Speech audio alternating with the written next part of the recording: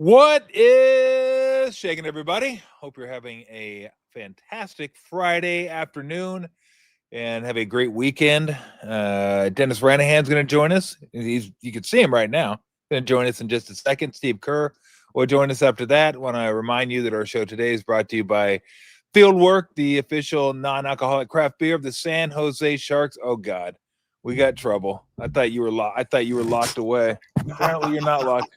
Apparently, you're not locked away. You were locked away. And then I heard her hooves, so to speak, coming down the pavement way. I go, oh God, there's Lou. Yeah, my daughter's over on the side going, oh, you didn't want her out? Well, she hogs the whole thing. I mean, she just stands in front of everybody like, hey, nobody can see me. You get upstage, Tom. You get upstage. You can leave her. I know, Lou. You messed up my sponsor. I'm trying to tell the people what's going on with Fieldwork. So there's official non-alcoholic craft beer of the Sharks. They do have the full leaded variety, though. I'm drinking one right now. This is a pulp, and you can get the pulp at the Shark Tank as well when you're watching your Sharkies play. And if Tyler Toffoli scores or gets an assist, you win. Hopefully the Sharks win. But you do. You can go to Fieldwork, get 50% off a draft beer or a non-alcoholic beverage if Tyler Toffoli scores or gets an assist, gets a helper, as they say in hockey. So we're all here. You know what? She can help keep me warm, Dennis. I'm like, I got my fleece shorts on. I got my Big Lebowski sweater on. I can actually see my breath out here. Like, it's not that cold. It's like low to mid 50s, but I don't know why I can see my breath. It's not mid 50s. It's 45, 47 degrees. Where you're at, not where I'm at. Where I'm at. Is it warmer where you are? It's 47 degrees here. Is it really?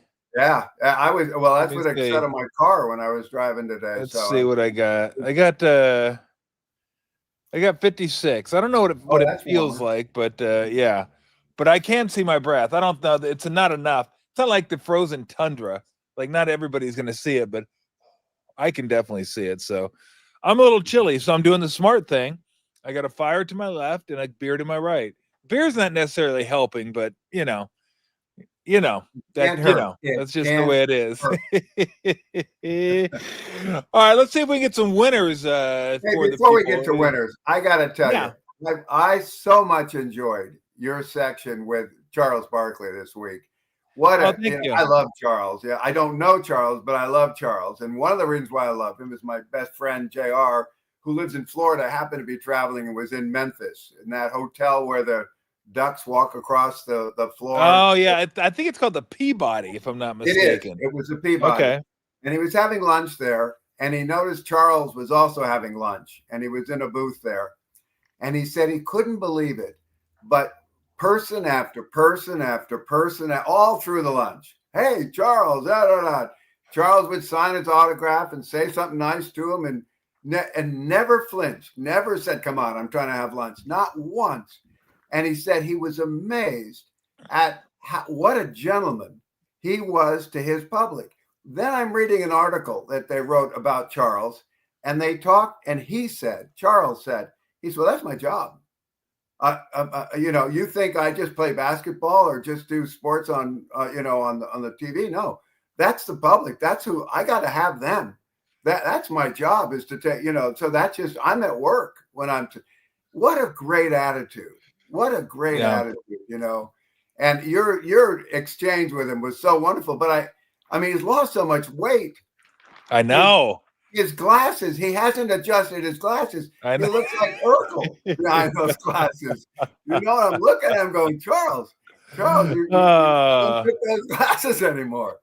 Nah, he's one of the most generous people. I didn't even get a chance to talk about that because I was going to talk about tipping in the NBA and in professional sports, where a lot of guys make a lot of money and aren't very good tippers. And that's kind of how I judge someone, not completely.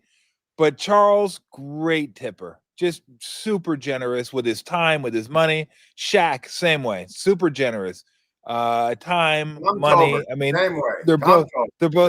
I don't have as much to give, but but I do try to be that way because it's not that hard to be that way. And if you can make someone happy just by, signing something or saying hi or talking to them for 30 seconds, it seems to be the right thing to do in my eyes anyway. So I wanted to ask him about that, like where that philosophy came from, because he is super generous. But I mean, with Charles, yeah, I could have gone on another 2 hours. Oh, it was a great extent. And you saw the comments after, one after another, saying, I could have listened to you two all day.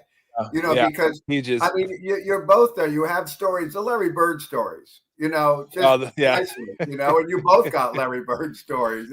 When Bird, he's white, isn't he? You're going to have a white guy guarding. Yeah, I mean, I would have liked to have got into the Celtics Sixers rivalry more, because that was an intense rivalry back in the 80s. I didn't get to ask him about the Bird Dr. J fight, which was a good one. I mean, that was just there's so much good stuff. And when I grew up watching basketball, Charles was probably 5-6 years older than I am. So, I was watching him in the 80s when it was Magic and Bird and Barkley and Moses and Kareem, and I mean so many others. So I mean, he's the best. He is, and I'm happy for him that he's lost the weight, because I know he's fought it forever, and it's so hard to lose weight. Like I lost 30 pounds. I kept it off, and I tell everybody, if you want to lose weight, just have like open heart surgery. I go, that'll drop weight in a heartbeat. The downside is you could die. That kind of sucks. But if you make it through, you're good to go. I lost 45 pounds too, but I wouldn't recommend the weight loss program. Yeah, we don't recommend getting a big. I got a big scar though, which is nice. Anyway, let's get to the game. Let's get to the games, because we got Steve Kerr coming up pretty soon. Got one in the bag. Had one last night. Detroit over Dallas. I like that one too. So when you liked it, I was like, oh, good. I'm glad he liked it. It went from 3 to 3.5 and never went back down. And I knew everybody was taking Dallas, because why wouldn't you take Dallas right now? Dallas is on fire. Of course, Dallas is at home a lot when they're on fire, not so much on the road. So anyway, that one's in the rear view. We got that one in the bag. Looking forward to some winners this week. Let me ask you about KC Houston. This is going to be one of the marquee games of the weekend. And my thoughts on this are, sometimes you can be better than your record indicates, and sometimes you can be worse. Now, I do subscribe to the Bill Parcells theory that you are what your record says you are, because that's what you are. But I think the Chiefs are probably slightly better than their record because of the underlying metrics. I thought they were slightly worse last year, because all the one-score wins they had last year. This year, they're not getting the one-score love. They're losing, I think, all but one-score game. So my reason, Dennis, for this one is pretty simple. If KC has one more shot at this, like they can if they run the table, they're still going to be in. And I still think Kansas City is going to be favored against most AFC teams in the playoffs. I do, on the road, at home. But they got to win this one. This one, I think at this one, they're not mathematically eliminated, but this one, I think it'll be over. Houston's coming off a grinder of a game, a tough game, a divisional game against Indy. They put themselves back in it, but they spent a lot of their emotion last week, I thought, against Indy. I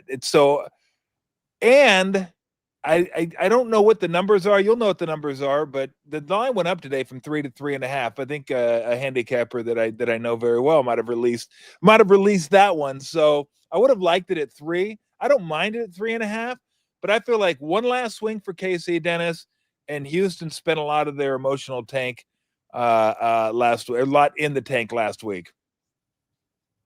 Well, I do agree with you that Houston spent a lot last week, but they got a lot left in that tank. This was a team that when you talk about teams that are better than their record or worse than the record, well, I put the Texans in that category too, that they're much better than their record. They lost a lot of close games early, and they were losing because their offensive line was a problem. I mean, they couldn't protect, CJ, and they couldn't open holes for the runners. And yet their defense kept them in all those games. They weren't winning them. They were losing them close. Then when that offensive line seemed to have come together a bit, and they were winning, even with CJ out with the 3 weeks with the concussion, now he's back. Yep. This is his second game back. And as you well know, we had them last week over the Colts as our top play. I thought that was the spot that they would handle the Colts. Well, now we look at Kansas City, and I agree with you. It's very difficult to go against the Chiefs when you think this is going to eliminate them. Well, that's what we said last week, too, and they lost on Thanksgiving to Dallas. This could, they're not going to go to 6-6. Well, they did, and now we're in a situation where they're not going to go to 6-7. Why not? The only qualification you get to 6-7 is being 6-6, and so they're a game away from 6-7. And I'm real interested in seeing what the casino numbers are. I've watched that, that this is close to 52% on the wagering. That line has split it. And so when it moves up to 3.5, you're thinking, okay, we're in a situation where now, the people are coming in at the beginning of the weekend and traveling from the East and all that. They're hitting on the Chiefs. I understand hitting on the Chiefs. I won't be on the Chiefs, and I might be on the Texans. Okay, very good. I might be on the Chiefs. I won't be on the Texans. So guess what? People take a lot from us, Tom. Now, how can you have more credible information than that? Both of us might not be on anything. I feel like this is Amos and Andy. Well. I'll tell you that. All right, let's go to Pittsburgh and Baltimore. This is one, God, I love taking Tomlin in this spot. And I think I'm going to love taking Tomlin in this spot after that loss. Like, I like them as underdogs. I didn't have them last week, but this seems like a really good spot for them because I can almost use your same argument that you used for Kansas City for Baltimore. Like, they're not going to lose this, are they, and fall back out of first place because, well, I've watched them play the last 3 weeks, mostly because Weston's a Ravens fan, so I get stuck watching Ravens games, which is fine. I don't mind watching Ravens games, and I like watching Lamar Jackson. Lamar Jackson hasn't been Lamar Jackson since he's come back from injury. Up. Yeah, that offense is not firing on all cylinders. And I know one thing. I know when you think you don't want to take the Steelers and they're underdogs, that's probably the time to take the Steelers. Tomlin's pretty good in these spots where it looks like things are they've peaked and they're starting to head down the mountain. And I don't know how good they're going to be at the end of the year, but I like him as an underdog. I love him as a divisional underdog. I think I'm going to be on Pittsburgh in this one, Dennis. How do you see it? Well, I think it's interesting. You've got Tomlin never had a losing season. He's in his 17th, 18th year coaching the Steelers and never had a losing season. And 2 years ago, they said, oh, this could be the losing season. And then they won 3 of their last 4 games and didn't have the losing season. This year, they started out again like they did last year with a strong start with a 4-1, 3-1, 4-1 at the beginning of the year. Now they've stumbled. I think they're 2-5 the last 7 weeks. The Baltimore is all about Lamar. It's all about Lamar. When he's healthy and he's playing, they win. And when he's not in the lineup, they lose. And it's so consistently that way with Lamar Jackson. Either Baltimore is not designed for a backup quarterback, or they don't have a backup quarterback that can cover for when Lamar's out, because their record when Lamar's out is, I don't know it off the top of my head. I'd have to look it up, but I'm going to guess it's like 5-18, on the games that he's missed. It's in that kind of flavor of a losing record when Lamar's not there. And now he's not right. It was interesting. The line came down to 5.5 because he didn't practice yesterday, and went back up to 6 today because he did practice today. So that's how much the gambling world watches Lamar Jackson for what they're going to wager. I have to stick with the idea that you can't lay that many points and go against Tomlin in this kind of spot.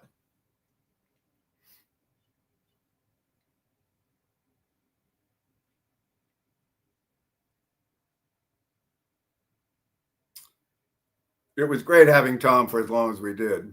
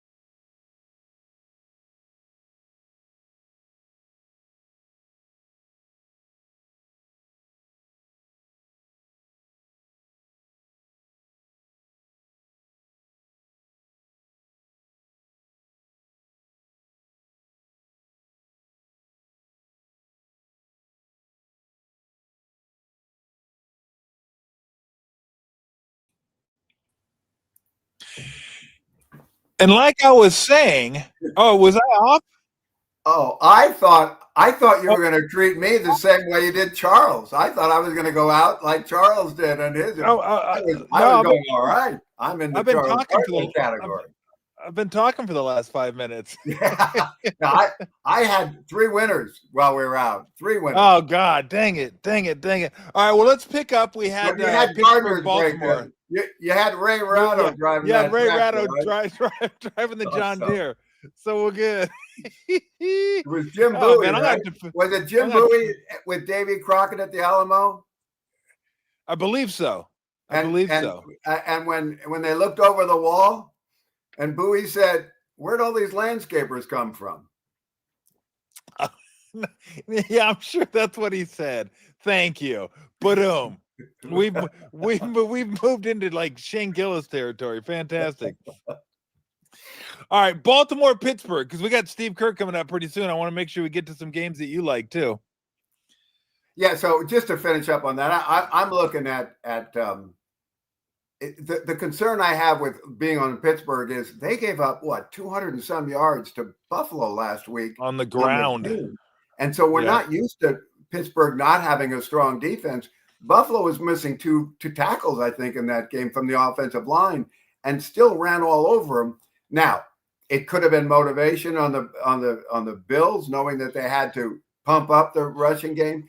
But that would be my concern with Pittsburgh. Are they going to get run out? I know that Henry isn't having the season he had last year, but he's on a pace to have 1,400 yards by the end of the year. I think he's got 9 something right now.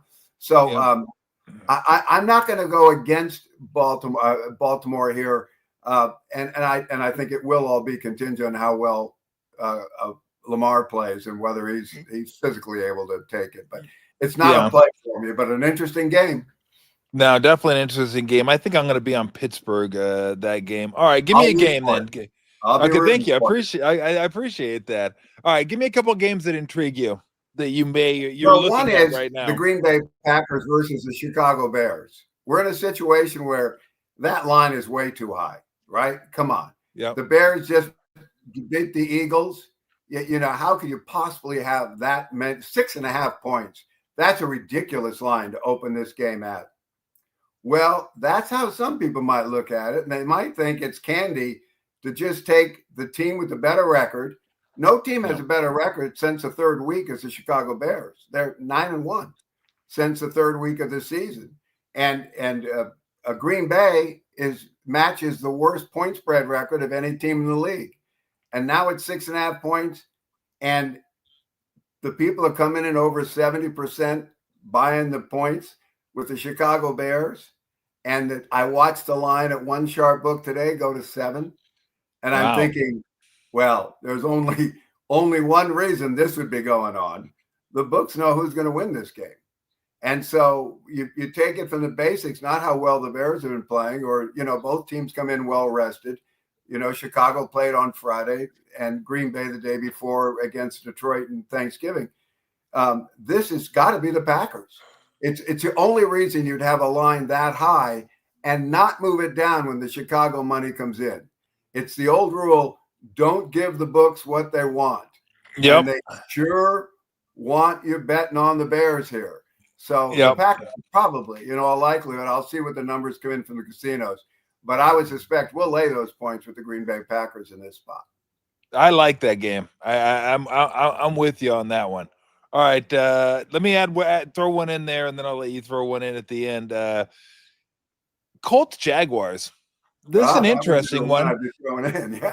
Interesting one, right? Because the Colts never win down in Jacksonville. Like never. I don't know when the last time they've won down in Jacksonville. And didn't the Jacksonville beat them last time they played them up here, or did the Colts, or maybe they haven't played yet? They beat them twice last year.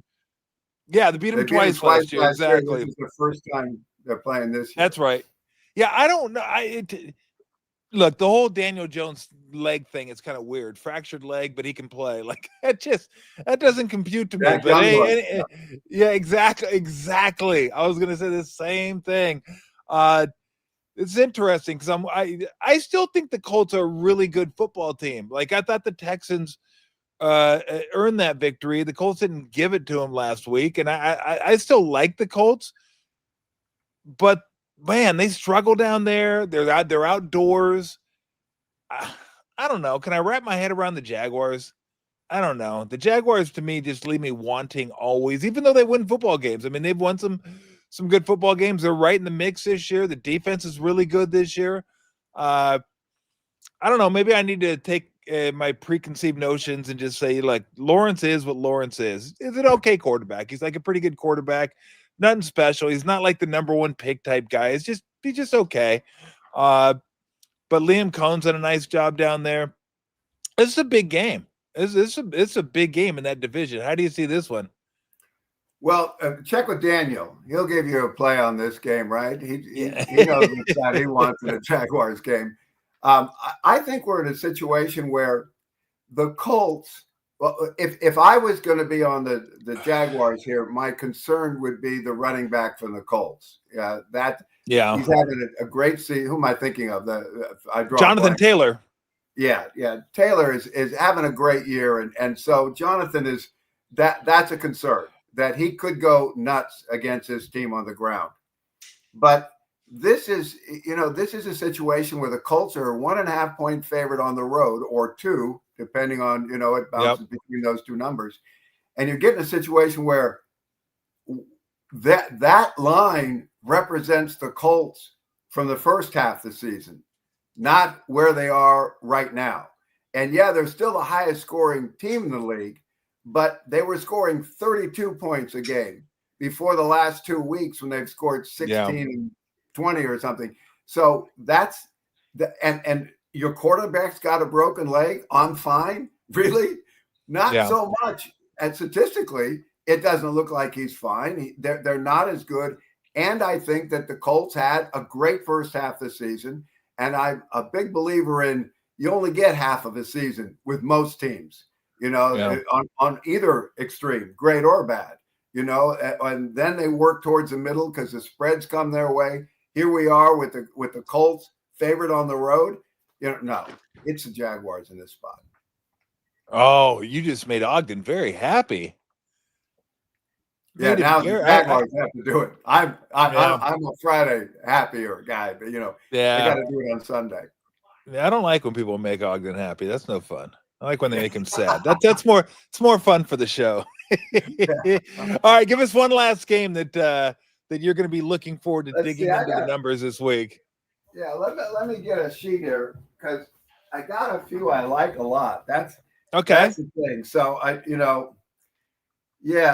there are some really good plays and some surprises. Here's one I'm really interested in, and I don't even know if we're going to be on it. But the Atlanta Falcons are playing the Seattle Seahawks, and the Seattle Seahawks might be at that stage where everything's gone their way. They got the Rams the loss last week against Carolina, so they caught them in the standings. They had Minnesota at home with a quarterback that wasn't drafted, never played, and they beat him 26-0. But Darnold did not have his best game. No, they only had 215 yards offense. Yeah, I'm looking at the Seattle. This is a tough spot for them to go to Atlanta. Atlanta stinks, but they're coming off a game against the Jets that they lost, and now they're going home. And so you got former Viking quarterback versus former Viking quarterback or whatever, right? Playing each other, Darnold and Kirk Cousins. And I think I'm probably going to be on the Falcons in this spot. Once again, I'm going to need to know that people are lining up on the Seahawks side.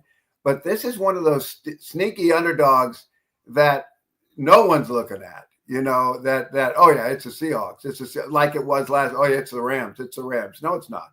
And I don't think it's the Seahawks here. I think I'm going to be on the Falcons plus those generous 7 points. Yeah, that's intriguing because I looked at that one too. God, the Falcons always get me. I guess they didn't get me this year. Who do we have them against? Was it the Bears?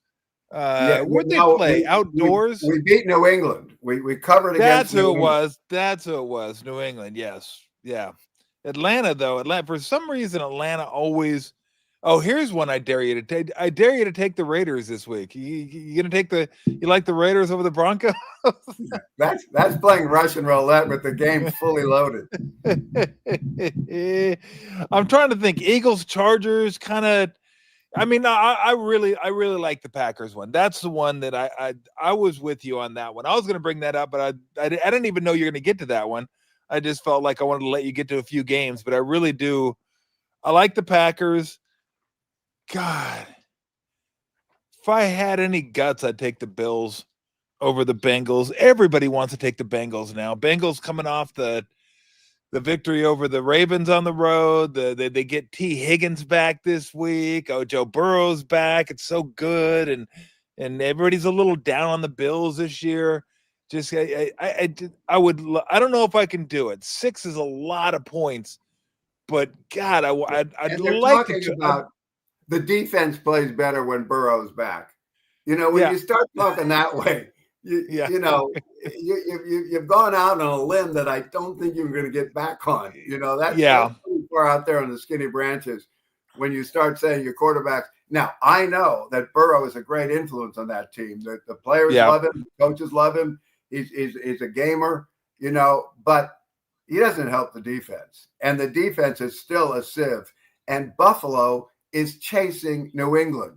You think they're going to keep one away at home? I like Buffalo. I'm on your side in that game. I think Buffalo wins that game 34-17. Yeah, I like Buffalo in that game too. So, all right. So we both like the Packers. Packers we both enjoy. Now, last week we did a show. We missed our show last week, but remember I said Dallas, Dallas, Dallas. You know, and that was easy against Philadelphia. Yeah, well, I like Dallas. I like Dallas. I took Dallas. I like Dallas. Going not Dallas, Detroit. You know, so all the good stuff is already gone. Now we're just left with the scraps here. What you know? I think Green Bay is part of the good. I think that's part of the good stuff. I think the Packers are part of the good stuff. I do. Now I'm going to be on Pittsburgh. I know you said you wouldn't be on either. That's a tough one in that game. Yeah, so we'll see. Well, like I said, we already got Detroit in the bag, and let's see if we can get Green Bay. That's our consensus pick of the week. The Green Bay Packers. He likes Green Bay. I like Green Bay.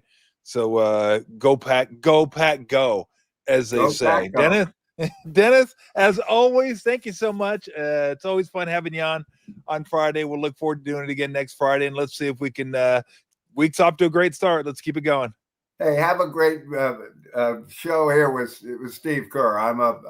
You're gonna have to introduce me someday because I'm a big fan of his from Bulls days. You know, when he was playing for Chicago and all that he's done with the Warriors.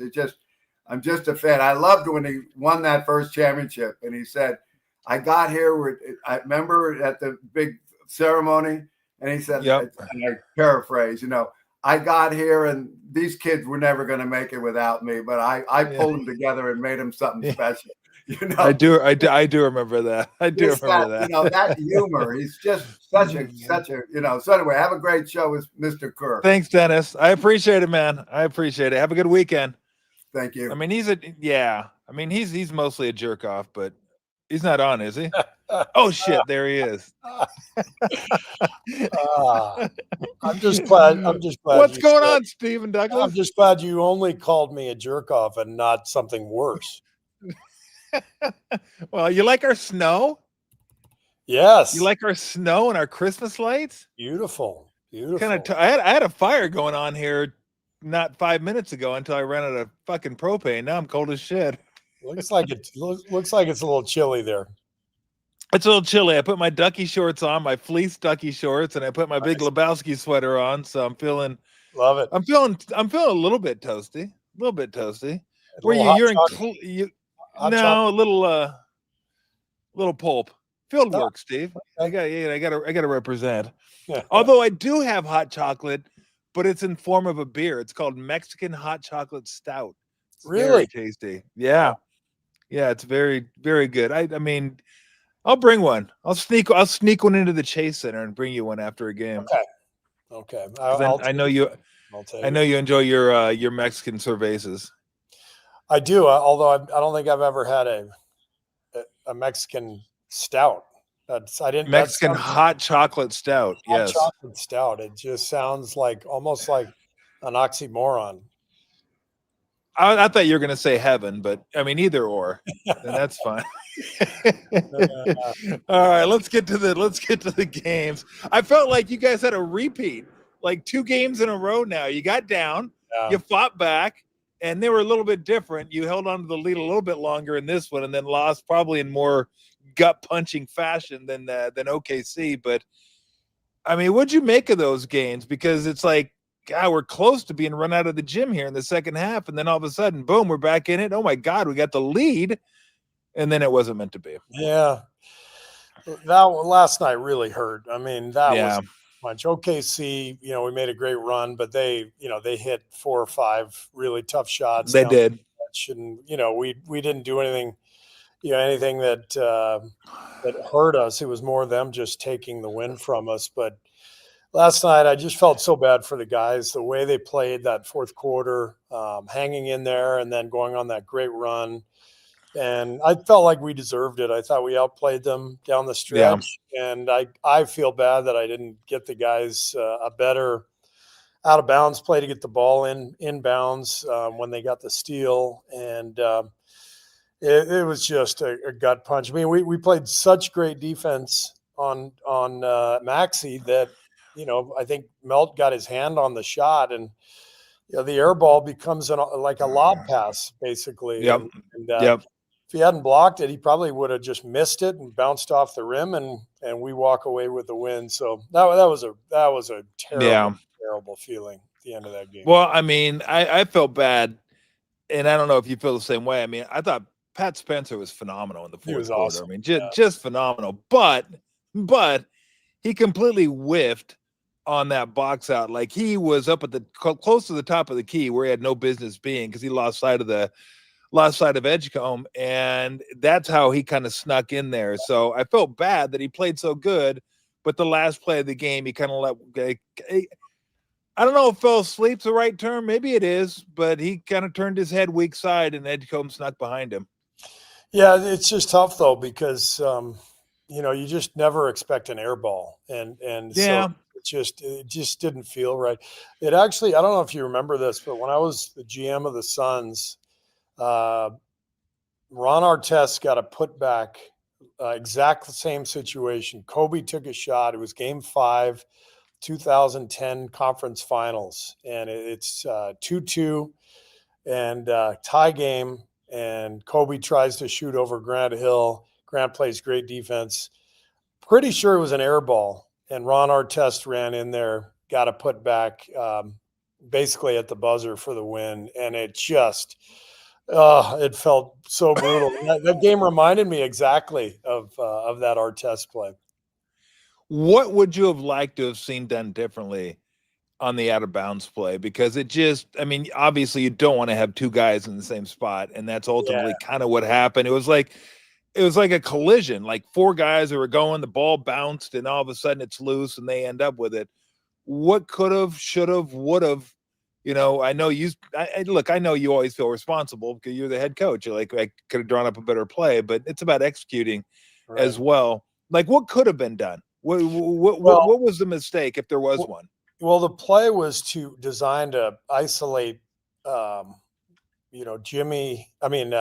Melton and Seth Curry in the front court while we occupied the guys in the back court. But what happened was, as Melton broke free, the play developed too slowly. And so Buddy thought, understandably, that there might be a 5-second violation for Pat. So Pat didn't have anywhere to throw it for the first few seconds. And because the play unfolded slowly, which is my fault, Buddy felt like he had to run up to help Pat out, and he ended up running right into the space where Melton was coming open. So it wasn't anybody's fault. It was just, I lost some sleep last night because we've got a few different plays that we run in that situation, and I just wish I had run a different one.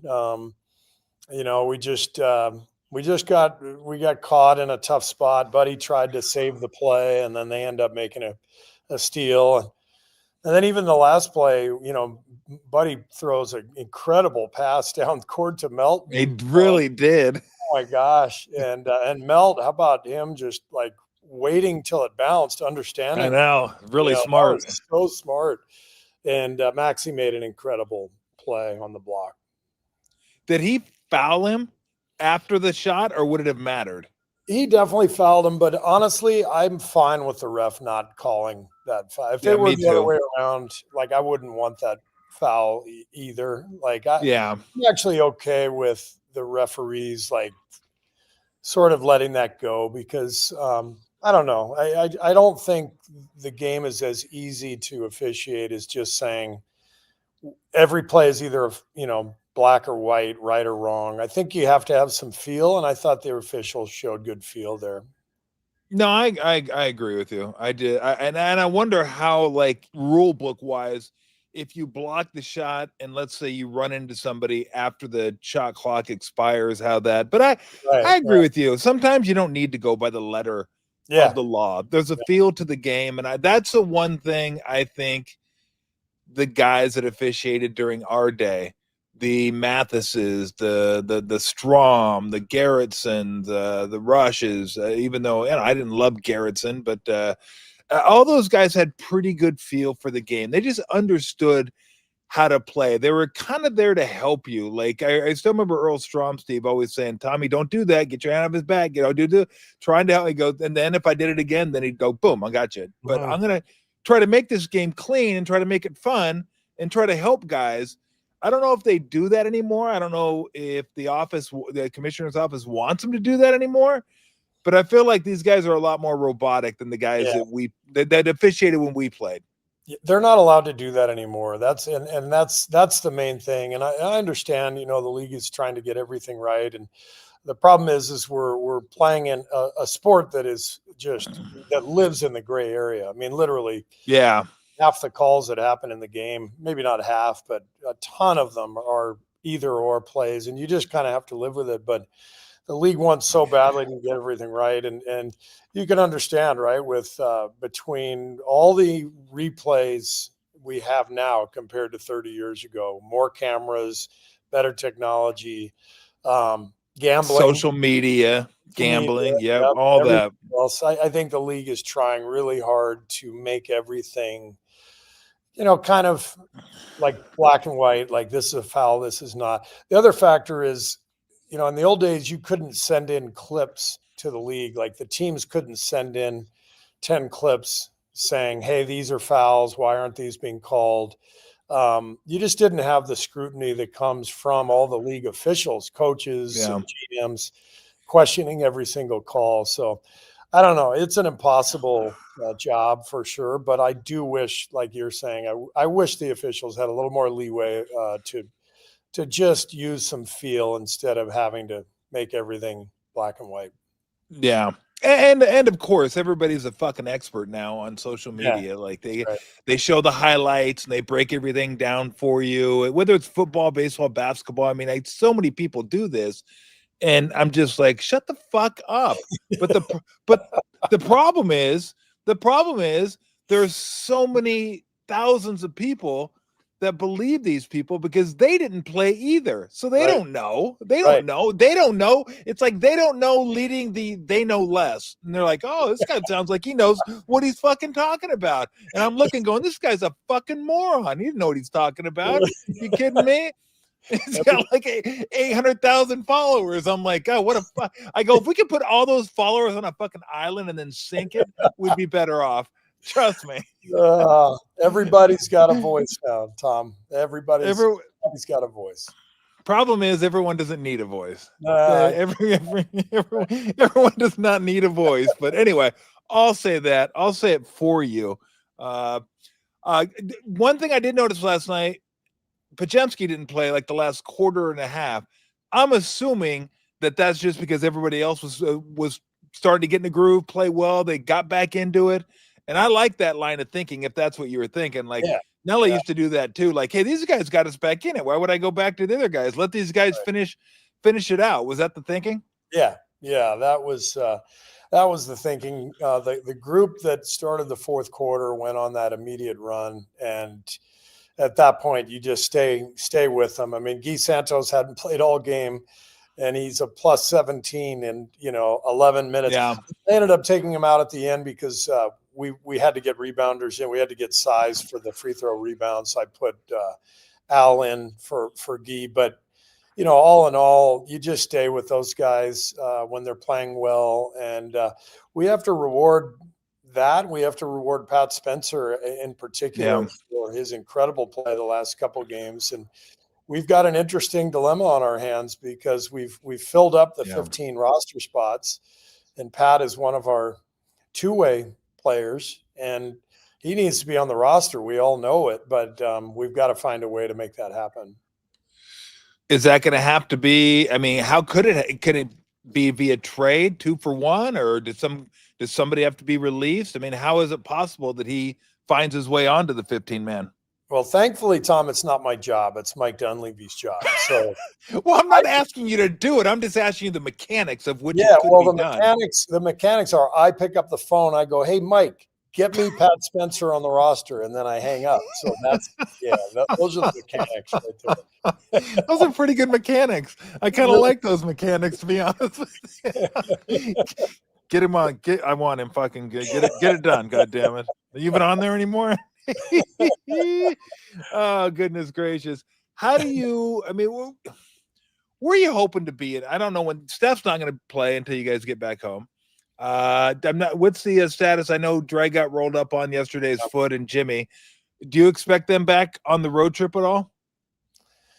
I think there's a chance those two guys play one of the two games. They're both pretty banged up, and we'll have to see how they feel tomorrow. But to throw them both out there in a back-to-back, where they are right now, does not feel right. I suppose there's a chance neither one would play either game. It just depends on the training staff's evaluation of them today and tomorrow, and we'll have to revisit it in the morning. But we're in a tough spot right now. But it's early in the season. I have no doubt we can be a really good team, but we have some work to do. Some individual players have work, and I have some work to do in terms of lineup combinations and getting our players to understand what we have to do to be a consistent team that can win, and we're not there yet. That they don't know by now? I mean, I know this is coaching, Steve, but Jesus Christ. It has to become habitual. We've been talking about transition spacing since the first day of training camp, and the number of possessions we have where we don't get spaced correctly is alarming at this stage of the season. And so that means guys either have to figure it out or I have to play different guys. Well, wouldn't you suspect? I mean, look, we played in a different era. It's not that difficult to figure out spacing. It really isn't. If you know how to play basketball, if guys haven't figured it out by now, why would you suspect they're going to figure it out? Are they going to go to bed one night and fucking wake up in the morning and go, "Oh shit, spacing! I got it now." That is fucking dream. It was crazy. Like, I mean, what does it take? I mean, seriously, what does it take?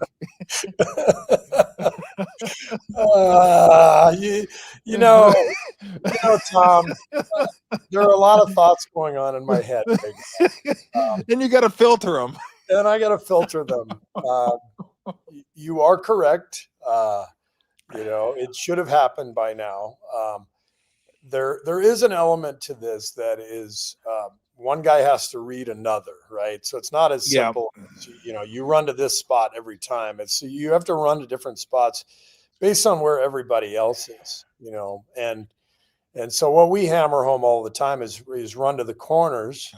The first two guys out have to run to the corners, but if those guys are on the same side of the floor as we're running down in transition, the first guy's got to run through to the other corner.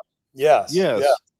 And so I thought last night there were 3 or 4 plays where that didn't happen, where we just stayed and we had 3 guys on one side, and then we just kind of ran into a pick and roll on the other side when we want that guy to run through and create floor balance. And And that alone is enough to impact the whole possession, because everything has happened so fast that you got to get spaced quickly in order to attack the defense. What every team in the league is doing now is you're trying to attack the defense before they can get set.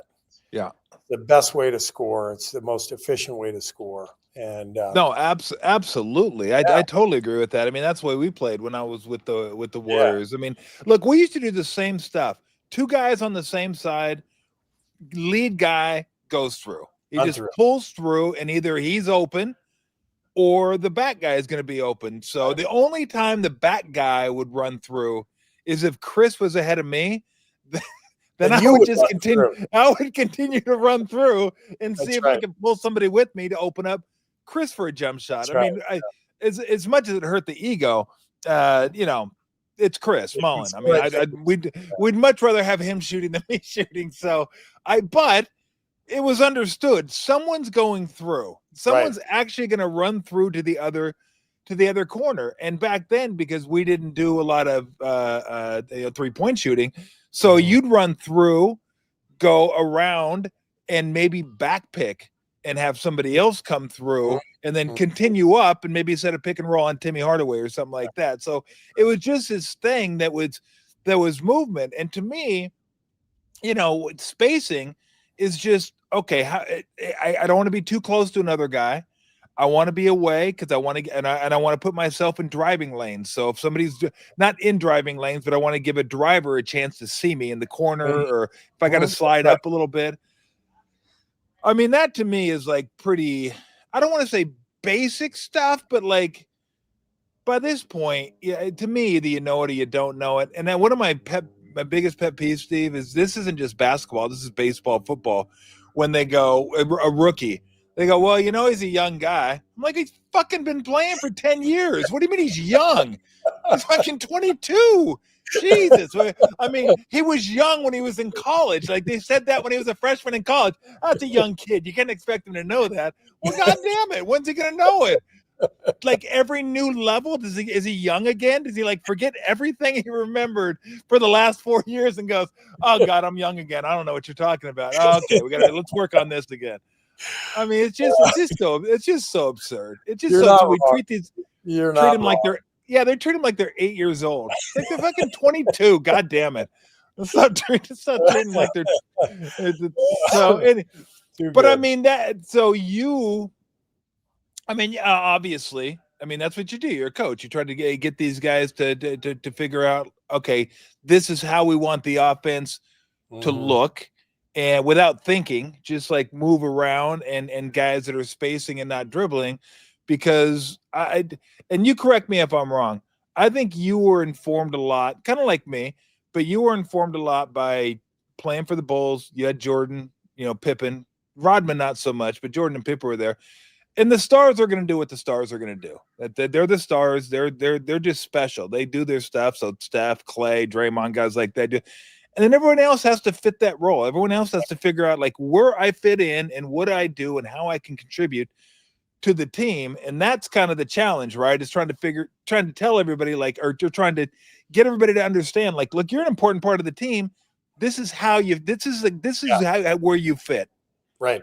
That's exactly right. And that's, I think we're still a little bit in that phase with some of our younger guys, just in terms of, trying to get them to understand that, if we get space and the ball moves, then Jimmy and Steph are going to create shots for us because they're so good, or for themselves. And either one is good. But, trying to create a shot on our own while those guys are wide open, knowing that, we're not as efficient or as skilled as those guys, then let's move the ball. Let's get spaced and move it and play off of them.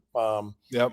No question. There's some of that. And so that's that's what we're trying to navigate. And obviously when Steph goes out, things change a little bit, but that also doesn't mean, okay, now it's your turn to, just go. on and create something. In fact, that's an even more important reason that we have to get spaced and throw the ball ahead and beat the defense down the floor, because once they get set, we're just not going to be as good attacking one-on-one, Well, and I think look, we know how defenses operate nowadays. Guys are they head turners, and if you could just move the ball, move bodies, and then cut, you're going to get some good shots. Not every time down the court, of course, but you're going to get some quality shots. Pat Spencer had a great cut, and I don't know if it was Guy that passed it to him. He was on a low block, and Pat cut from the top of the key. And it was just wait till your guy turns his head, cut, and boom, you got a layup. And really, cutting, if people talk about the mid-range game being the lost art, I think cutting is the lost art. Just understanding how and when to cut, because everyone wants to space out to that 3-point line, and there's so much good stuff to be had when you cut to the bucket. Yeah, you're right. And it's, I think if 5 or 6 years ago was the spacing era, what's expanded from there is cutting out of spacing. And that's where a lot of teams are doing some different things. Out of pick and roll, you're seeing very specific cutting from teams, trying to exploit the defense. And I think right now we're a little bit in transition. We've played a pretty unique style over the years with Draymond and Steph, and they have like their own language, those two. And so sometimes our spacing and our cutting will be a little bit random. And, we're asking our guys to be a little bit more uniformed. And so some nights we're a little bit betwixt and between with that kind of stuff. And we're working through that, but we're not where we're going to be, a month from now. But I do want to talk about DeAnthony Melton, because this guy is really good, and our fans should be really excited about him. He's a two-way player. His defense on Maxey on that last play, just how quick he is, how springy he is to block that shot. Was incredible. And I am so excited to get him back. I think he's going to make a big impact. No, I mean, the only negative is he was a Trojan, which kind of sucks. But I mean, what are you going to do? But only for a year, so we can forget. Yeah, once a Trojan, always a Trojan. Trojan for a year. What are you fucking wrapping up or something? Like you get ice? I'm going to plug my computer in. Otherwise, we're about to, to say goodbye. We've already done that once. For some reason, my Wi-Fi went cuckoo, and Dennis was on before you, and we just completely cut out. Is that right? I was like done. Yeah, right, I was like, I'm going to find myself an outlet here and see if look at that beautiful artwork you got in your room there. That is just gorgeous. Oh, there's one underneath the table, Tom. So you keep talking, and I'm going to. Okay, yeah. Steve Kerr does not roll in just your standard rooms. He gets a sweet artwork in his room and all kinds of good stuff there in Cleveland, Ohio, where he was. I always mention the. I don't know if I've mentioned this on the air before, but I'll let you talk about the Lenny Wilkens. I just call it the Lenny Wilkens incident, and I love Lenny. I know you do too. But I always tell this story when people say, "Why does Steve leave players in so long when they're leading at the end of the games?" And I go, "Well, all coaches do, because your worst nightmare is to have to put your guys back in after taking them out. You want to make sure when you take them out, that's the end of the game."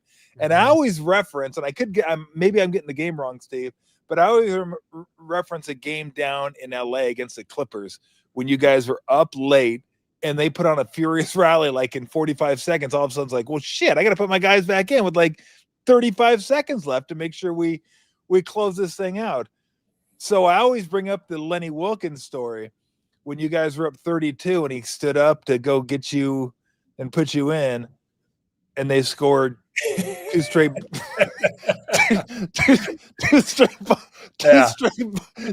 buckets. Go ahead, tell the story if you would. Well, if I remember correctly, this was the game where we broke the all-time record for biggest point differential in a game. We played Miami during their expansion season, and we beat them by 68 points. And at the start of the fourth, I think we were up like 36, and I didn't start. the fourth. I hadn't played all game. I was, like the 11th man, 12th man. And they score to start the fourth, and I'm kind of looking at Lenny like I guarantee I'm not going to blow a 36-point lead, Lenny. Come on, trust me. I promise you I won't. They score again. He kind of looks down at me, and then he looks back. I'm like, Jesus. And I finally got in for like the last 10 minutes, and it got so out of hand that we broke the all-time record, 68 points. I think it was 148 to 80. Oh, Jesus. Good Lord. The record was finally broken about 2 years ago. Was that a Memphis game? I think it was a Memphis game, and I can't remember who they beat, but they beat somebody by like 73. Yeah. So that record it lasted a long time, but my teammates and I, we all got together every year. Like the Dolphins? Every year, like the Dolphins, the 72 Dolphins, cracked open a bottle of champagne, but unfortunately, it's over. But everything must come to an end. There it is right there. 73, Memphis defeated the Thunder. Wow. How quickly things change. I know, 73 points. 73 points they beat them by. The only record I think a team that I was on has is the Warriors and the Nuggets. I think we are the highest scoring game in regulation in the history of the league. I think we beat them. I think we beat them 162 to 158 in regulation. Yeah. Wow. That's a how many Don Nelson special. And Paul Westphal. Yeah. Oh, yeah. That's right. Paul Westphal. You know how many threes we shot that game? How many? Less than 10. 4. 4. 4. You scored 162. 162. How about this? They had 130 field goal attempts. Whoa. Yes. We had 109 field goal attempts. Oh, my God. Not only did we have 109 field goal attempts, we had 52 free throw attempts. Oh, geez. And I think they had like 40-something free throw attempts. I mean, it was insane. Absolutely insane. So Nelly comes up to me before the game, and he goes, okay, here's what we're going to do. He goes, when we score, he goes, to stop them from getting, because they're going to go. They're going to go. We want to hold them up for a beat. He goes, when we score, we want you to jump in front of Michael Adams. And for those that don't know, Michael Adams, like 5'10", jitterbug, just beep, beep, beep, beep. Like, I'm not going to stay in front of Michael Adams. But Nelly's like, I want you to stay in front of Michael Adams. Just make him take a beat before they inbound the ball. So I'm like, okay, cool. And we're in Denver altitude. We must have scored 8 of our first 10 possessions. Like, we're just bam, bam, bam, bam. So I find Michael Adams, go front him. He goes this way. I go that way. He goes, and then all of a sudden he's open. They get it to him. He goes down court. They shoot it within 8 seconds. Pass, shot. Here we come back the other way. Make a bucket. Get Michael Adams again. Altitude. Yeah, boom, boom, boom. He like fakes me out again. He gets the ball, goes. This goes on for like 3 or 4 minutes. You're dying. I was like, I'm dying. Like, I swear it's the most I've ever been in an NBA game. But I had like in the first 4 minutes, I had like 8 points and 4 rebounds. I was like rolling. I was like hitting jumpers and stuff. I was like killing myself. I was hitting jumpers, but then I'd have to like find him and go front him. So I was like, God, I should miss. So I would have to front him. So anyway, I had like, again, I think at the 6-minute mark, I had like 10, 11 points. Like I had a really good game going. I had to tap out. I was like, somebody come get me. I'm gonna die out here. Like, I'm literally gonna die. So I go up to Nelly and I go, I'm not doing anything. I go, I'm not making a difference at all. He goes, I just keep doing what you're doing. I'm like, but I'm not. But I'm not. I'm not affecting him. Like, I'm not. Like, literally, I would chase him down the court. He would pass it. They would shoot it, and then we would go. I was like running deep sixes in Denver. I'm like, this is the worst. This is the worst thing ever. So all those shot attempts, Steve, and everything, I ended with 18 and 12. Pretty good numbers. but I left some shots on the table, and there's so many possessions. The numbers were inflated. So I walk in and we won the game. So I walk in the locker room, and Nelly's got the box score in front of me. Looks at it. He goes, "Hey, those are pretty good numbers for such a fucking shitty game. Go grab yourself a beer." Thanks a lot, Coach. First game of the year. I'm like, geez. Would have pumped me up. I go, what could have been better if you wouldn't have had me fronting Michael Adams' old band game? You're killing me out there. Oh my God. I'm assuming you were on the Bulls, weren't you, when you played Paul Westfall's Denver Nuggets? Gosh. No, Westhead. Paul Westhead. Yeah, Westfall. Yeah, Westfall was Suns. Yeah, I know Paul Westfall. Yeah, Paul Westhead. Thank you. Yeah, no, you were on Cleveland at that point, weren't you? I think I was on Cleveland, probably. Yeah, you were on Cleveland. But I got my own story for you about fronting the inbounds guy if you want. Oh, okay. Yeah, I would love. How often do we get this? 2 fronting the inbound stories. That's right. So the last game of my NBA career, regular season, I was playing for the Spurs. Danny Ferry and I were teammates, and we had both decided to retire. So we knew it was each of our last regular season games. And we made a series of bets on who could get the most shots up.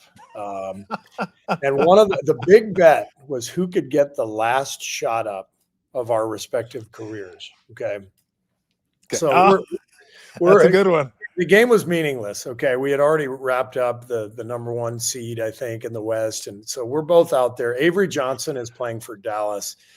And we had like 7 or 8 different bets. If you took a left-handed shot, there was more money. We had all kinds of back. We're having so much fun out there. So Danny gets like a putback with his left hand with 45 seconds left, and the big bet was like $100 last shot of our careers. Okay. So that Dallas gets the ball with 25 seconds on the shot clock. And I'm thinking Avery Johnson, their point guard, is going to run the clock out. And so he runs it all the way down. Ferry's looking at me like, I've won this bet. He's running it down. Avery decides to shoot it with like 3 seconds on the shot clock. Thankfully, it goes in. So there's like 2 seconds left. Clock stops, right? Malik Rose, our teammate, goes to inbound the ball. Danny and I both race over the inbounds pass. Okay. So I get there first. I catch it. I turn. Danny is now guarding me, my teammate. And for some reason, Sean Bradley, who was playing for Dallas, he jumps up to guard me 80 feet from the hoop, 90 feet from the hoop in a 20-point game. I'm being double teamed by my teammate, Danny Ferry, and Sean Bradley, 7'6". I take a hard dribble to my right, and I heave an 80-foot hook shot all the way the other way. Okay. Meanwhile, we watched the tape. Pop and Don Nelson are at half court shaking hands. They're both kind of looking at like, what the hell is going on over there, right? So Danny says, well, you didn't get the shot off. I said, yes, I did. We go in and we look at the tape in the video room, and it clearly left my fingers with 0.1 on the clock. But then the stat sheet comes in. They didn't give me credit for the 3-point attempt. Oh. And so then it became a huge legal battle. But I hired lawyers. Legal battle. Danny hired his lawyers, and we had to negotiate who got the last shot off of our. You should have done at the end of the game. You should have went like this. Challenge. I want to challenge. Oh God! Is that the worst thing now that everybody does this? Every player. Doesn't matter what happens. No matter what happens, yeah. My favorite is when you've already used both challenges and your players are still going like that. You're like, yeah, no, we don't have one left. But no, my favorite is when they go like this, and then you look at the replay, and they clearly fucking raked him across the hand. I'm like, what are you talking about? Like, what do you do? No, At least be close. At least be close. It's it's so funny you tell that story because I wonder how many of those stories happen over the course over NBA history. Because Matt Bullard was playing for Houston, and I go into Houston. I was with the Warriors, and me and him were out there shooting before the game. And I don't know if he said it or I said it. It sounds like something I would say, but I don't have any recollection of saying it. I said, hey, let's have a bet on tonight's game. Let's do $20 for the first three, $20 for the first dunk. He's like, all right, cool. I figured I was more likely to get the dunk. He was more likely to get the three. So I got the dunk rather early. I remember coming off I don't know. You know what? I might have been with No, I think I was with the Warriors. I was going to say I might have been with the Magic at the time, but it didn't really matter to the story. Yeah. So I get the dunk early. It's like a pick and roll, get it back, dunk it. And so I'm up 20. So now I'm like, oh, shoot, I got to try to get a three before he gets in. I didn't shoot a lot of threes, but I was like, I got to try to get a three before he even gets in the game. I started. He was coming off the bench. So I get the ball in the corner right in front of the Rockets bench. And shoot, there was probably still like 18 seconds left on the shot clock. I was like, fuck it, I'm shooting it. So I shoot it, bottom. I look over at Bullard and I go, that's 40. Thank you. And I ran down the other end of the court. He wasn't even in the game yet. He wasn't in the game. Yeah. Wasn't in the game. Had no chance to get his money back. Nothing. I was like, I'm good. Because that was my thinking. I'll go, if I can get these, I wasn't planning on getting both of them, but if I could get, one of them before he gets in, I'm good. And then I'll work on the other one. But I get the chance. I got the dunk early. I was like, oh crap. I can get both these things. Well, the amazing thing now, Tom, is that FanDuel has that exact proposition for current players. Who gets Matt Bullard and Tom Tolbert? Too soon. Here's the thing. That's never too soon. Okay. Here's what I think they should do. I'm curious to get your thoughts. Okay. I think they should take all unders on prop bets off the board. Get rid of it. If you want to do overs, okay, that's fine. But no more unders, because those are the ones that get manipulated by players playing 30 seconds and then feigning an injury or not wanting to shoot. It's like, just get rid of the unders and you should be good to go. You have to, and I think every sport has to look into that. The baseball stuff with the first pitch ball, the guys were getting. Oh yeah. The Clause and the other guy for the Guardians. I mean, there has to be some responsibility that comes with these partnerships, with the leagues, where the leagues have to figure this stuff out. Like you got to monitor stuff and because there's just too many things that can be manipulated, and so I'm sure that's happening, in the wake of all this stuff in every sport the last year. Yeah, well, I think they monitor them because that's how they got caught. I mean, I don't mean monitor. I'm saying you got to get rid of that stuff. Yes. I totally agree. I mean, I'm still like, God, really? Your Clause A, is it worth throwing a ball for like $15,000 when you make $5-6 million a year? But whatever. I mean, that's really not the point. The point is we shouldn't give these guys the opportunity to do something like that. Now, I know DraftKings, FanDuel, and those guys will say, well, this is a big moneymaker for us. People like betting $5 on this. It's kind of fun to do. Guess what? You'll find something else. You'll find another prop to bet. You'll find something else to do. Right. Whatever happened to the good old days, Steve, where it's just the game and the side and the total. That's it. Just the side and the total. Not the props, not the this, maybe even a teaser every now and again. But not all this prop crap. The side, the total, and the two-team teaser. And the two-team teaser, or the nuances of the two-team teaser. Oh, that was pretty funny. We used to have an FEA guy that came to visit us every year. Not the same guy, right? And it was pretty. I'm guessing it was a lot more simple than it is nowadays. The meetings were fairly straightforward. Look, if anybody comes to you, wants any information, how's your teammates doing? How's everybody feeling? Is everybody sick? Anybody injured? Stuff like that. And they want that type of information. Then don't give it to them and let us know what's going on. that was pretty much it. Straightforward. It's a little more complex nowadays. But I remember when the guy. Can I intervene?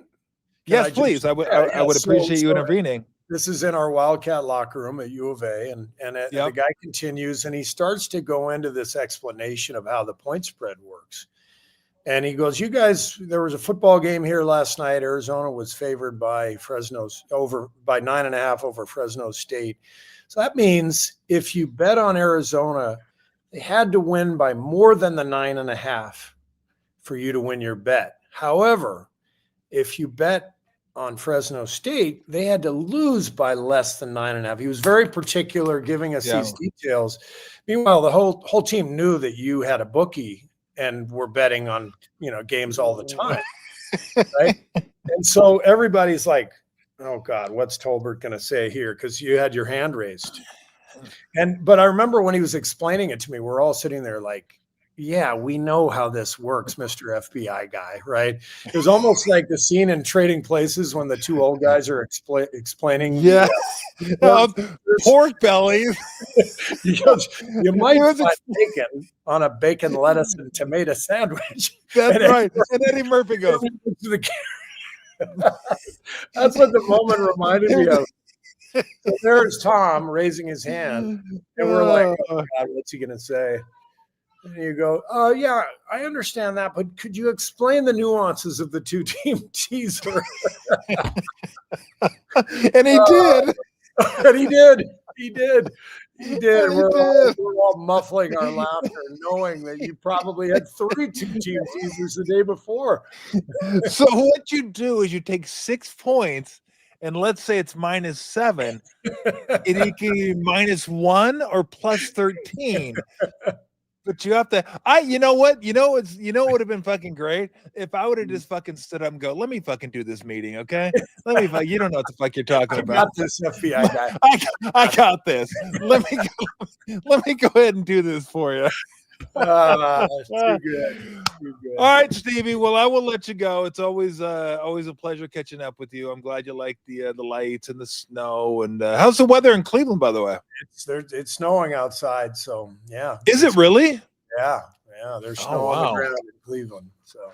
Oh, fantastic! I guess I don't know. I could have turned it around the camera and actually had real snow falling, unlike this graphic that you have created. But anyway, our guys, we like the festivities. We're one of these when we do the fireside chat. When you come back, we do it at night. I'm putting some lights up in the canopy, so we'll have a little ambiance, and then I'll have a fire too. Like I said, I ran out of propane, so it's a little chilly out here right now. Sounds like I need to just come back over there and have a real fireside chat. Well, anytime you want to come over, you're more than welcome. Lou says she misses you desperately. Oh, and I her. You'll have to do next time you come over. You have to bring Lou. You have to bring your Lou and my Lou. They get Lou and Lou. That could be disastrous. What a shit show that would be. That'd work out almost as well as people that know how to space. Anyway, let's move out of here. Let's go. There's Lou right there. All right, Stevie, have a good night.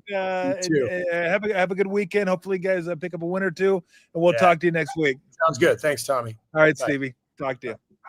All right, the head coach of the Golden State Warriors. Oh my God. Yeah, I could have done that meeting. I could have done the FBI meeting. Now, I'm not saying that because I'm like proud of that. Like I gamble. Sometimes I wish I didn't, but it is what it is. I am who I am. But blame my mom on that one. My mom gambled. She played cards. And she still likes playing cards, plays bingo in Vegas, lives in Vegas. So I'm sure I got that from her. But yeah, I like, you guys know, I like betting games and doing my thing. And so anyway, if we got any comments, questions, we can do that for a little bit. I mean, it'd be nice if I had my fire going. You want me to talk about the Clippers and Chris Paul? Well, here's what I know. And I don't know this. Look, I know a lot of people in the league. And I have heard that he was he was a pain in the ass to deal with. Because he was basically a bench guy, right? He was a bench guy that wasn't going to play all the time, going to play a little bit here, a little bit there. Chris Paul's toward the end of his career, and that it wasn't easy. It wasn't easy, him on the bench. Chris Paul likes to dominate meetings, and Chris Paul is really, really smart, but one of those guys who always smartest guy in the room, always knows better, always has, I won't say the last word, but yeah, it wasn't, look, I mean, you realize how unpleasant he must have been to be around, to get rid of him in the middle of the night, an all-time Clipper. I mean, you can do your Mount Rushmores and stuff. He's got to be on the Clippers Mount Rushmore, doesn't he? He might be the head of the Clippers Mount Rushmore. I mean, who's on the Clippers Mount Rushmore?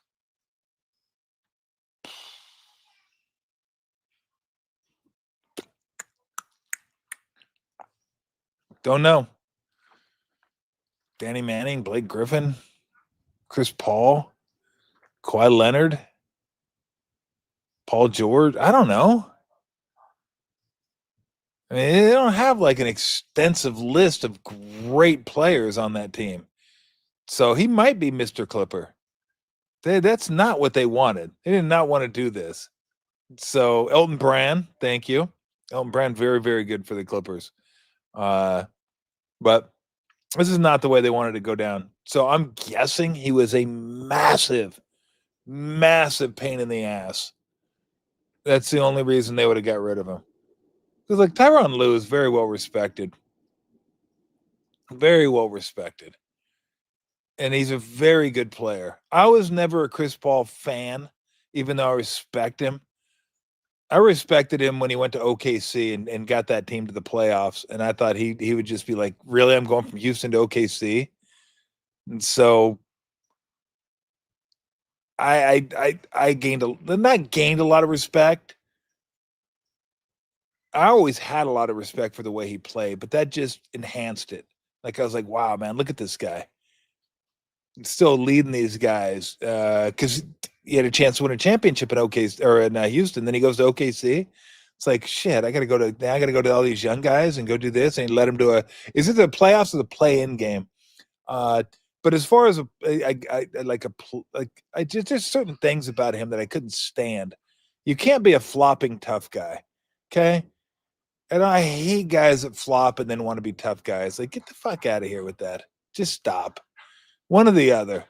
You want to be a tough guy, be a tough guy. You want to be a flopper, be a flopper. Don't try to be both. I did that part of it I had no respect for whatsoever. But a great player, one of the greatest Clippers. And again, I got to imagine he was a massive, massive, massive pain in the ass while he was there. If they were going to cut him in the middle of the night, basically 11 o'clock at night, come.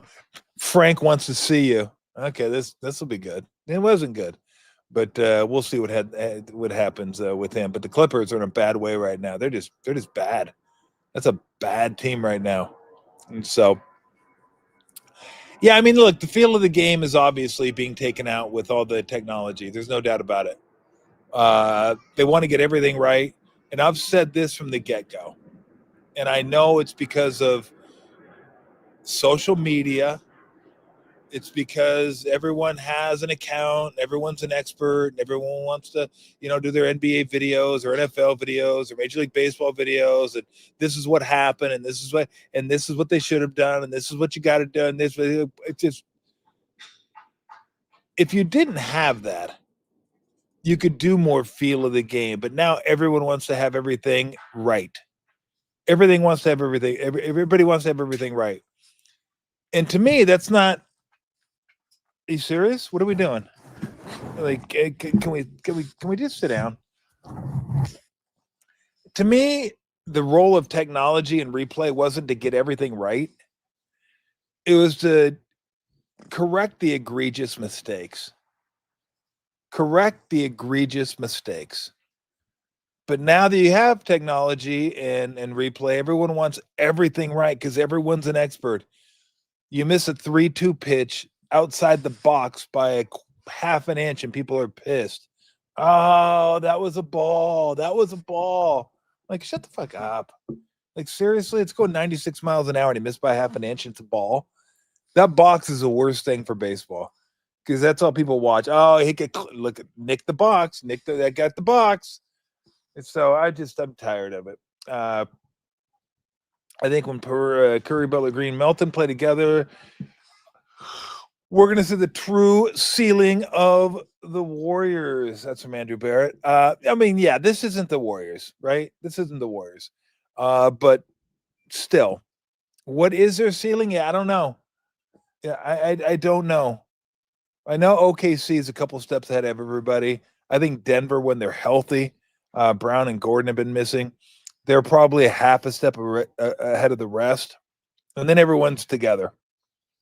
And I do include the Warriors in there, even though the Warriors' record says otherwise. But, I mean, you got to prove it at some point. You do got to prove it at some point.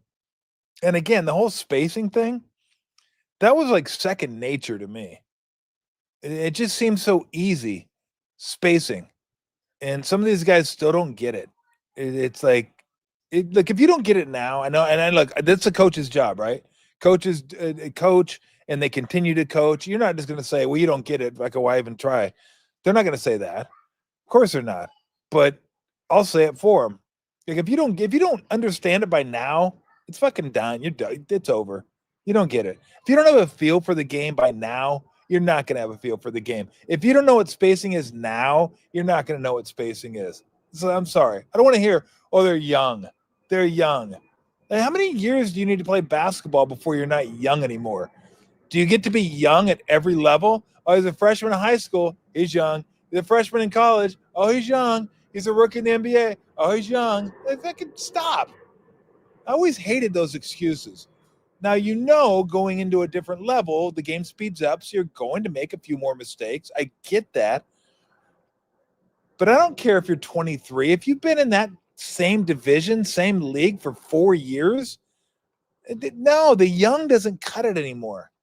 I'm sorry, it doesn't. You got to be able to, you have to learn by then. And if you don't, you're not going to learn. You're just not. All right, what do we got? Who deserves to get in the playoffs if BYU wins the Big 12 championship, Miami or Notre Dame? I go Miami. I mean, even though I think Notre Dame might be better at this point, I think Notre Dame actually might be favored over Miami by a point or two. I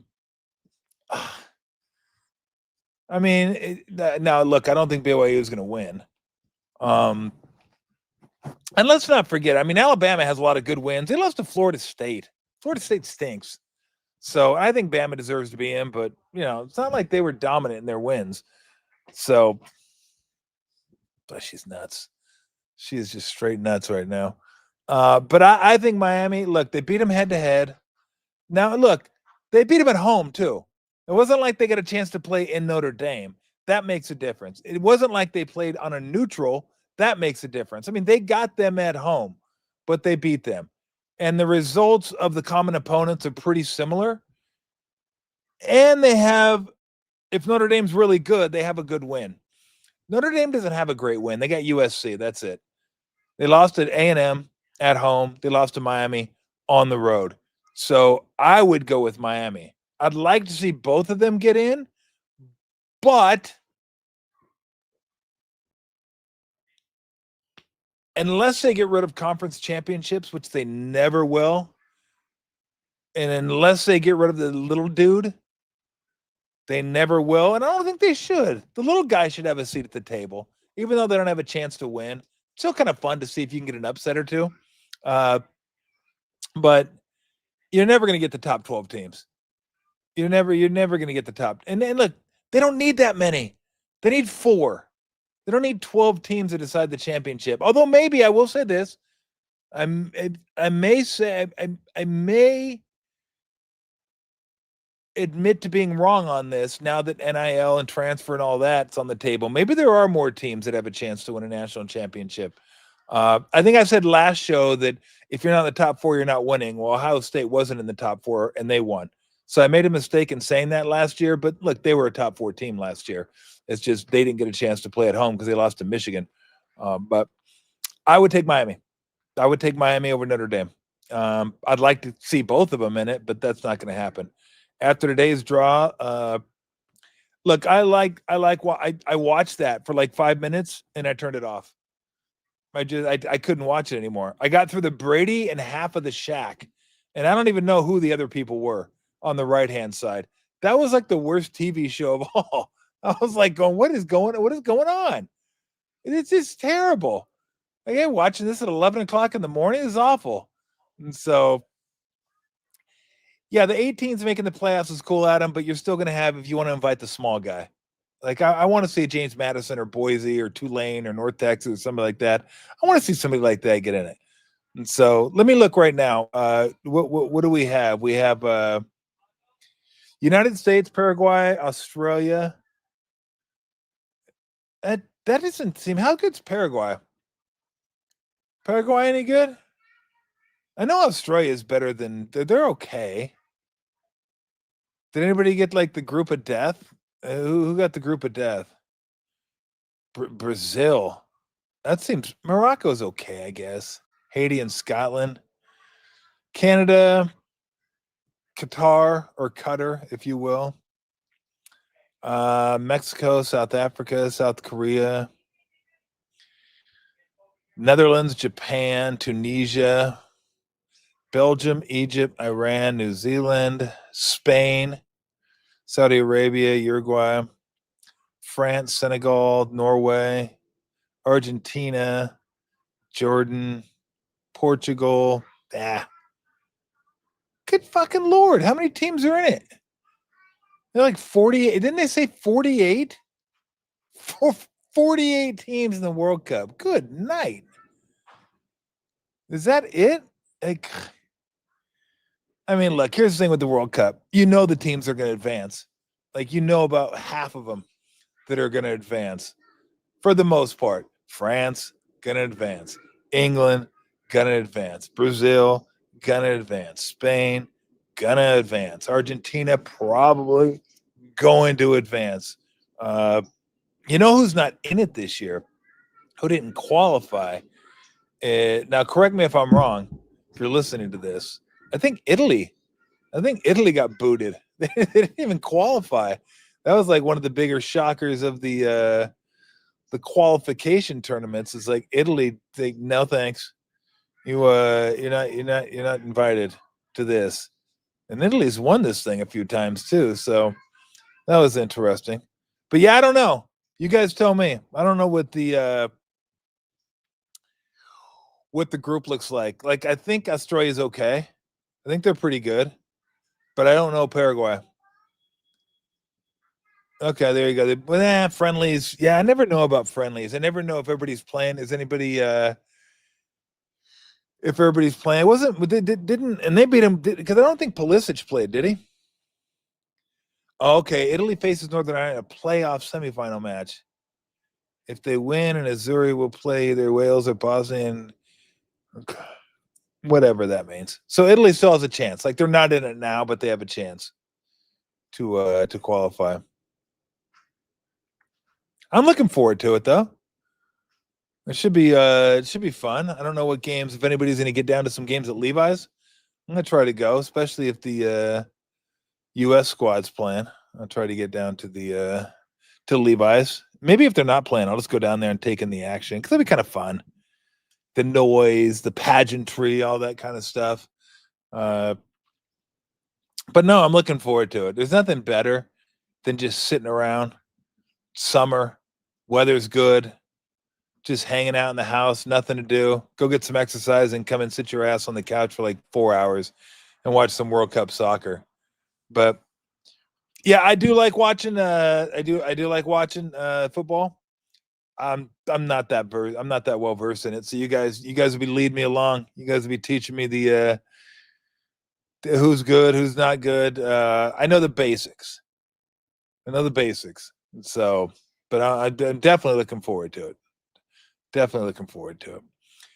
All right. I can still see my breath. All right. I did run out of fire, by the way. The fucking fire pit just went out on me. I was smelling propane. I was like, what the hell's going on here? I got propane over here. Go watch the football games tonight and get that all good to go. So anyway, any more questions? Anybody? Last call. I'm out of beer too. So I need to hit the refrigerator before I get out of here. And it's a little chilly. And I didn't turn my fountain on. I was like, okay, we're good to go, but then we weren't good to go. We weren't good. It could have been better. So next week, Brent Jones, no show this weekend. So go enjoy whatever you're gonna do. Not that you wouldn't. Not that you plan your day around my show. Yeah, what are we gonna do today? I don't know what we're gonna do today, but you better get it done before like 4:30. Tom's show's coming on. That's the great thing about this. You can watch it whenever. You can watch it before, you can watch it after, you can watch it like tomorrow, you can watch it next day, all kinds of good stuff. So, all right, Fieldwork, our sponsor. We love Fieldwork. I love Fieldwork. Pulp, boop. There's your pulp can. That is their flagship IPA, by the way. And you can get it down at the tank as well. But they are the official non-alcoholic craft beer of the San Jose Sharks. So you can get all their non-alcoholic stuff down there. But if you want something a little more leaded, then grab a pulp. And if Tyler Toffoli tallies, whether it be an assist or a goal, you can get 50% off at your local Fieldwork the next day, whether that be a pulp or a non-alcoholic beverage. So, all right, I'm going to get out of here. Hope everybody enjoyed the show. The Christmas lights look good. And the tree. And I like the framing here, too. We got the two trees, like boom and boom. And yeah, this is looking good. I like this. All right, everybody, have a great weekend. Look forward to talking to you guys next week. Like, subscribe, all that kind of good stuff.